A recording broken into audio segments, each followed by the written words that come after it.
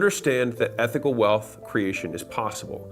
If you secretly despise wealth, it will elude you. You can't hate rich people and then at the same time want to become one. Now, I mean, I guess you could, but it'd be kind of weird. And so some poor parents unintentionally teach their kids that money is scarce and that rich people are greedy or bad. Now, the flip side is that wealthy parents teach that money is everywhere and that creating value deserves some sort of reward through exchange. And that's the fundamentals of capitalism, is voluntary exchange. Key word is voluntary.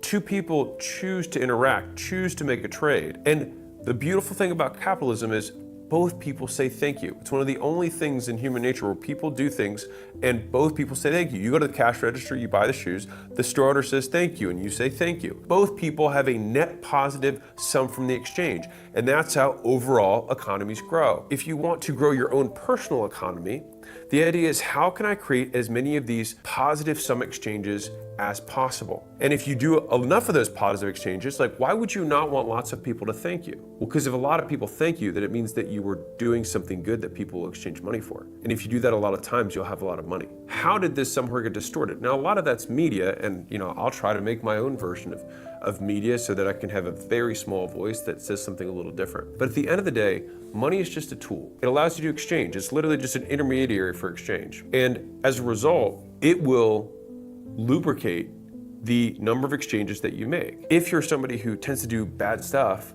when you have more tools to do bad stuff, you do more bad stuff. If you are a quote good person, I won't even try to define that, but let's just say good person who has a tool, they will be able to do more good stuff. You're probably not going to be able to create generational wealth if you hate money. But most people can't even take a shot because they actually believe in one of the biggest lies that's out there, is that passive income equals BS. Now let me explain.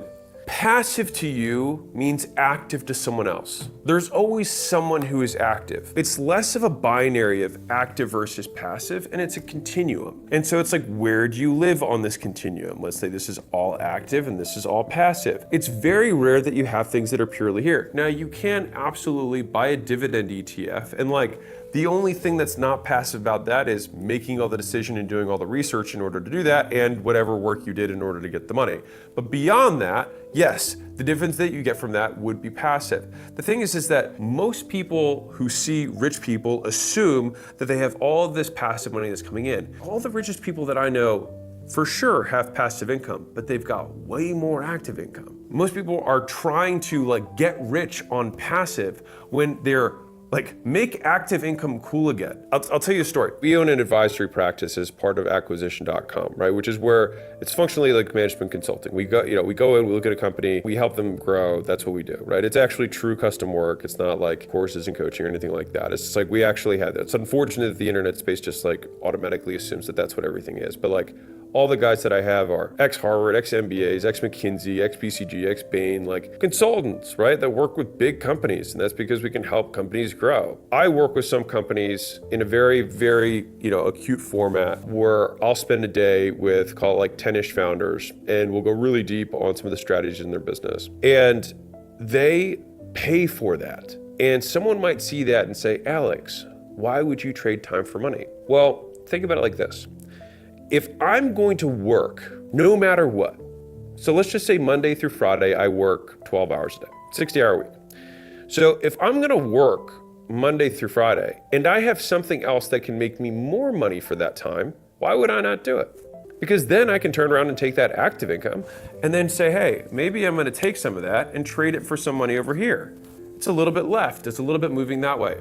And over time, you just increase the amount that you make per hour on the active side, and then you have a percentage that goes on passive. But the thing is that as you become more and more skilled, your active will proportionally increase. The TLDR is, people will spend 100 hours trying to make $100 a month passive when they could have just made $10,000 getting paid for their active time. That's a bad trade. And so what everyone seems to forget is that the people with passive income often had massive income first. It's like going to the gym. You have to put in the active work in the gym for a very long period of time before eventually you can have a passive body.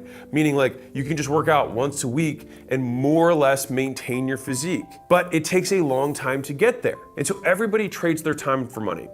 It's just about how much leverage you get, how much you get per hour in. And so max out your active earning hours first until you have truly gotten all your passive to the point where it can pass your current lifestyle. But the thing is the vast majority of people that I've met who've made a tremendous amount of money usually have a period of time where they do the cocktails on the beach, and then they come back and they say, yeah, that wasn't for me. To a person, like I'm talking like, I can't even think of one off the top of my head that hasn't said that. It's just this myth. And the thing is the myth keeps you poor because you make those trades. You spend 1,000 hours working so you can make $1,000 a month, rather than taking the 1,000 hours and continuing to up-level your skills so you can trade those hours for higher dollars. So I'll give you a business example for you. And this is gonna be a little bit more advanced, but bear with me. So let's say that you've got the opportunity to have a $10 per month customer, okay?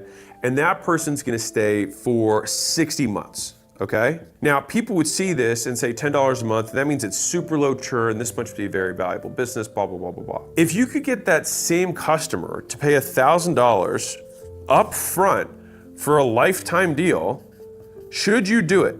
Yes. Yes, $1,000 is worth more than $600. But the thing is that people obsess about this and forget about this. And they do this in their businesses and they do this with their time. And so once you've focused on active income, you need to understand something that separates wealthy from everyone else who stays stuck.